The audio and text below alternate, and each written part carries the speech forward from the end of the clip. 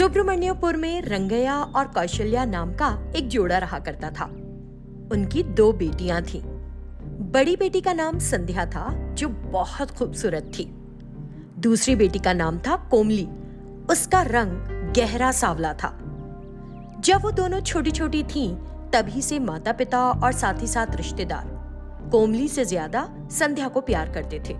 कभी कभी तो वो कोमली की पूरी तरह अवहेलना कर देते थे। कोमली, जरा जाकर खेत से घास ले आ, तेरे पापा भूल गए हैं शायद आज।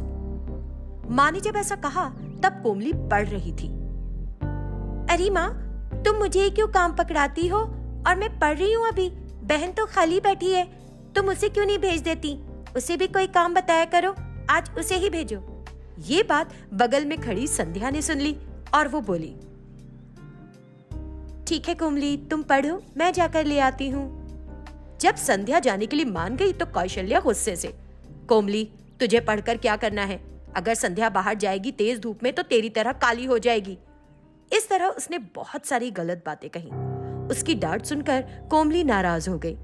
इसी तरह हर रोज कौशल्या और रंगैया उसके रंग को लेकर उसे हर छोटी छोटी बात पर डांटा करते थे। एक दिन बहुत दुखी होकर वो खींच गई और जोर जोर से रोने लगी। बुरा मत मान कोमली, मम्मी पापा तो ऐसे ही बोल देते हैं, तू रो मत। कल से मैं जाकर सारे काम कर लूंगी, लेकिन तू मम्मी पापा को मत बताना, ठीक है? दीदी, मम्मी पापा मुझसे इतनी नफरत क्यों करते हैं? उन्होंने ही तो मुझे इस रंग के साथ जन्म दिया। कोमली ये कहकर अपनी बहन के गले लगकर फूट फूट कर रोने लगी। कुछ दिनों बाद संध्या की शादी एक अमीर परिवार के लड़के से हो गई। संध्या की शादी के बाद कौशल्या और रंगैया कोमली की भी शादी कर देना चाहते थे और उसके लिए रिश्ते देखने लगे। कई रिश्ते आए, लेकिन उसका रंग देखकर सभी ने ना कर दी। जब एक के बाद एक कई परिवारों ने उसके लिए मना किया, तो दोनों मिलकर उसे और बुरा भला कहने लगे। इससे वो और आहत होने लगी। एक दिन जब वो खेतों की ओर जा रही थी, तो उसने देखा कि एक कार का एक्सीडेंट हो गया है। वो तुरंत कार के पास गई और अंदर झांककर देखा। उस कार में एक पूरा परिवार था। उन्हें गंभीर चोटें आई थीं और वो बाहर निकलने की कोशिश कर रहे थे। उसने बड़ी सावधानी से उनको कार से बाहर निकाला और उन्हें पास के एक अस्पताल में ले गई और भर्ती करा दिया। अगले दिन से घर पर कोमली बताने लगी कि वो खेत जाती है, लेकिन दरअसल वो अस्पताल जाती थी और उस परिवार की देखभाल कर रही थी। कुछ दिनों बाद परिवार की गृहिणी को होश आया और जब उसे सब कुछ समझ आया, बेटी, तुमने मेरे बेटे को बचा लिया, मैं जीवन भर तुम्हारी आभारी रहूंगी बेटी। ऐसा मत कहिए आप तो मुझसे इतनी बड़ी हैं और जरूरतमंद लोगों की मदद करना तो मानवीय शिष्टाचार है। आप अभी आराम कीजिए, कल मैं फिर आकर मिलूंगी आपसे, ठीक है?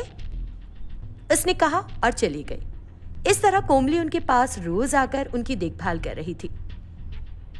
महिला के बेटे को उठना और खाना भी बहुत मुश्किल हो रहा था। कोमली ने एक पल भी नहीं सोचा कि वो एक अजनबी व्यक्ति है। संपूर्ण अपनत्व के साथ उसके कपड़े बदलने और खाना खाने में मदद की और दोनों की अच्छे से देखभाल की। वो बुजुर्ग औरत कितने भले दिल की लड़की है। वो तो जानती भी नहीं कि हम कौन हैं, फिर भी हमारा कितना ख्याल रख रही है। सब माता पिता के दिए संस्कार हैं। इसके माता पिता बड़े अच्छे होंगे। इस तरह वो सोच रही थी। हर दिन की तरह कोमली उस दिन भी अस्पताल आई और कहने लगी, आंटी जी, मैं तो पूछना ही भूल गई कि जब ये एक्सीडेंट हुआ तो आप लोग कहाँ जा रहे थे? उसने बूढ़ी औरत से पूछा। तब महिला ने जवाब दिया, हम अपने बेटे के लिए लड़की देखने जा रहे थे सुब्रमण्यपुर, लेकिन रास्ते में यह एक्सीडेंट हो गया। उसने कोमली को सब कुछ समझाया। कोमली ने उनकी सारी बात बड़े ध्यान से सुनी और फिर उन्हें एक खुशखबरी देने लगी और बोली, ओह, ऐसा क्या? डॉक्टर ने कहा है कि आज शाम आपको छुट्टी मिल जाएगी। आप पूरी तरह स्वस्थ हो गई हैं। आज शाम मैं नहीं आ पाऊंगी, आप लोग अपना ख्याल रखिएगा। हाँ आंटी, मैं चलती हूँ। उसने उन्हें सभी सावधानियां बताई और अपने घर चली गई। उस दिन हमेशा की तरह कोमली खेतों में गई और वापस घर लौट कर आई तो उसकी माँ बोली, कोमली, जल्दी तैयार हो जा, लड़के वाले तुझे देखने आ रहे हैं और थोड़ा और पाउडर मल लेना, रंग को छिपा, नहीं तो पसंद नहीं करेंगे तुझे, समझ गई? कौशल्या बड़बड़ा रही थी। उसकी बातें सुनकर कोमली आहत हुई। तभी लड़के वाले एक बड़ी सी कार में उनके घर के सामने पहुंचे। कोमली तैयार होकर आई और उन सभी को चाय दी। लेकिन जब उसने देखा कि ये तो वही लोग हैं जिनका एक्सीडेंट हुआ था, तो वो दंग रह गई और उसने पूछा, अरे आंटी, आप यहाँ कैसे आ गई? हम तुम जैसी भली लड़की को ही अपनी बहू बनाना चाहते हैं बेटी, इसीलिए, उन्होंने कोमली से कहा। उनकी बात सुनकर हर कोई हैरान रह गया। आंटी, आपने मेरा रंग देखा? मैं आपके परिवार में फिट नहीं बैठूंगी। कोमली दुखी होकर कहने लगी, हम तुम्हारा रंग नहीं बेटी, तुम्हारा स्वभाव देखकर तुम्हें अपनी बहू बनाना चाहते हैं। अपने बेटे के लिए मुझे एक भली लड़की ही चाहिए, उस महिला ने कहा, और शादी की सारी औपचारिकताएं पूरी की। कौशल्या और रंगैया ने भी उनकी बातें सुनी, तो उनको भी कोमली से गलत व्यवहार करने पर शर्मिंदगी हुई। कुछ दिनों बाद कोमली की धूमधाम से शादी हो गई और वो अपने परिवार में खुशी के साथ रहने लगी। वेंकटपुर नाम के गांव में दिव्या नाम की एक लड़की रहती थी। दिव्या की माँ का निधन उसके बचपन में ही हो गया था, तो उसके पिता ने संध्या नाम की एक औरत से शादी कर ली थी। लेकिन संध्या ने दिव्या पर कभी ममता नहीं दिखाई, और क्योंकि कुछ साल बाद संध्या को भी एक लड़का हो गया, दिव्या के पिता ने भी उसके प्रति सहानुभूति दिखाना छोड़ दिया।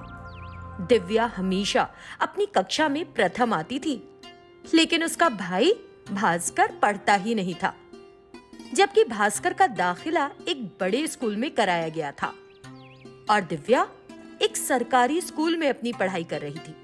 फिर भी दिव्या अच्छे से पढ़ती थी और क्लास में फर्स्ट आती थी। ऐसे ही एक दिन, पापा, मैं क्लास में फर्स्ट आई हूँ और मैं आगे की पढ़ाई के लिए शहर जाना चाहती हूँ पापा, उसने अपने पिता से कहा। तो उसकी सौतेली माँ संध्या बोली, ए दिव्या, तेरी पढ़ाई पर पहले ही बहुत पैसे खर्च हो चुके हैं, अब तो हमें जल्दी से जल्दी तेरी शादी करके तुझे इस घर से विदा करना है। तेरे पिता भी यही सोच रहे हैं। हाँ दिव्या, तुम्हारे लिए बगल के गांव से एक रिश्ता आया है। मैं उन लोगों को भली बात ही जानता हूँ और वो तुम्हारा हाथ भी मांग रहे हैं। कल वे आकर तुम्हें देखेंगे। ये कहकर रघुपति चला गया। दिव्या बेहद उदास हो गई और उस मूर्ति के पास गई जिसे वो हमेशा अपने पास रखती थी।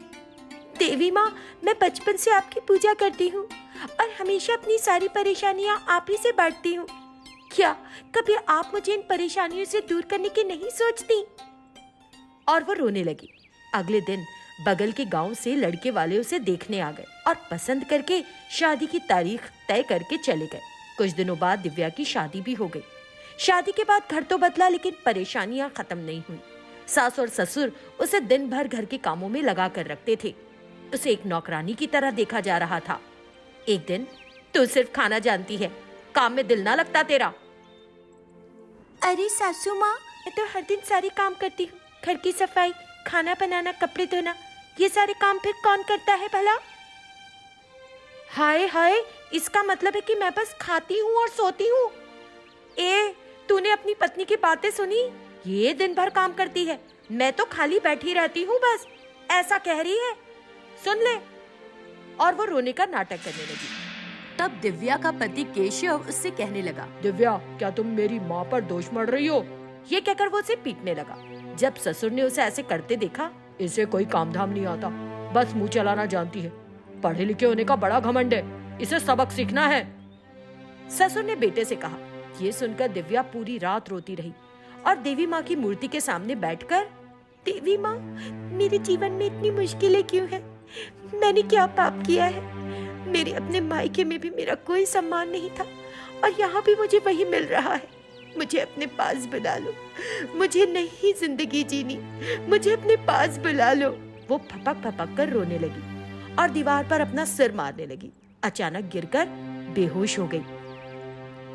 तभी देवी माँ मूर्ति से निकली और तुरंत दिव्या के शरीर में प्रवेश कर गई। सुबह जब उसका पति और सास ससुर उठे तो घर साफ हो चुका था और खाना भी बन चुका था और अच्छी खुशबू के साथ मेज पर सजा दिया गया था। तभी दिव्या उनके पास आई। सासू माँ, ससुर जी, अगर आप लोग मेज पर आ जाएं तो मैं खाना परोस दूं आपके लिए, दिव्या ने कहा। जब उन्होंने मेज पर परोसे हुए खाने को देखा तो उन्हें समझ में ही नहीं आया कि क्या कहें। सब तैयार होकर अपनी अपनी जगह पर बैठ गए और दिव्या ने सबको खाना परोस दिया। तीनों खाना खाने लगे। वो कितना ही खा चुके थे, लेकिन उनकी भूख नहीं मिट रही थी। उन्हें और भूख लगे जा रही थी।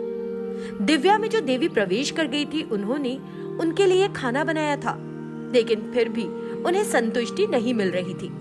ऐसे ही कुछ दिन बीत गए। मुझे बहुत भूख लगती है, लगता है कि मर ही जाऊंगी। पेट दुख रहा है मेरा, क्या करूं समझ नहीं आता। अरे मेरा भी हाल ऐसा ही है, भूख लगती रहती है लेकिन पेट भी फूला रहता है, क्या करेंगे। हाँ मेरा भी यही हाल है। तीनों अपना पेट पकड़कर रो रहे थे। तभी दिव्या उनके पास आई। देवी माँ दिव्या के शरीर से बाहर निकल आई। उन्हें साक्षात सामने देखकर तीनों के तीनों डर गए। ये तुम्हारा सौभाग्य है कि दिव्या बहू बनकर तुम्हारे घर आई। बहू का महत्व बेटी से ज्यादा होता है, वही तुम्हारे बुढ़ापे में तुम्हारा ख्याल रखेगी। अब अगर तुमने उसे एक और बार परेशान किया तो भूख से मर जाओगे, याद रखना। देवी ने उनसे और भी कई सारी बातें कही और अंतर्धान हो गई। उस दिन से वे दिव्या का बिल्कुल अपनी बेटी की तरह ख्याल रखने लगे। दिव्या के पति ने तो उसका दाखिला एक कॉलेज में भी करवा दिया। जब इन सारी बातों का पता दिव्या के माता पिता को लगा तो वो भी उसको महत्व देने लगे। उस दिन से दिव्या समस्याओं से मुक्त हो गई और सभी ने अच्छी तरह से उसका ख्याल रखा।